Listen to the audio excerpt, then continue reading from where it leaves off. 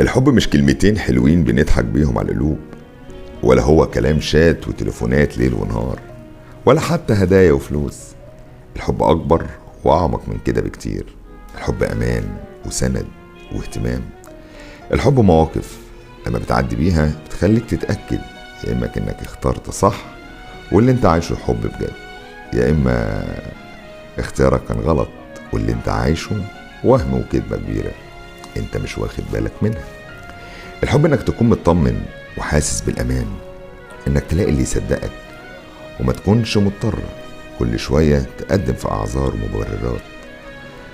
الحب احساس مفيش احلى ولا اجمل منه لما يكون مع الشخص الصح، انك تلاقي اللي يفهمك ويحس بيك من غير ما تتكلم، اللي يهون عليك ويتحملك في أسوأ ظروفك من غير ما يمل ولا يتعب، انك تتصرف بطبيعتك مع كل شيء وفي كل وقت، تتكلم من غير ما تخاف انك تتفهم غلط، تضحك من قلبك، تبكي وتعيش لحظات ضعفك من غير ما تتكسف منه ولا تكون خايف انه يستغل ضعفك ده.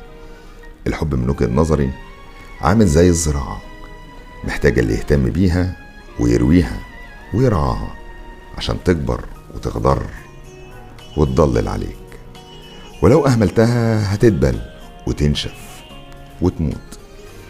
ربنا يرزقكم الحب الحقيقي الحلال، ويجعل من نصيبكم الناس الحلوة اللي في قلوبكم، اللي بتعرف تحب بجد وتحافظ بجد على العهد. تحياتي، يحيى شاهين.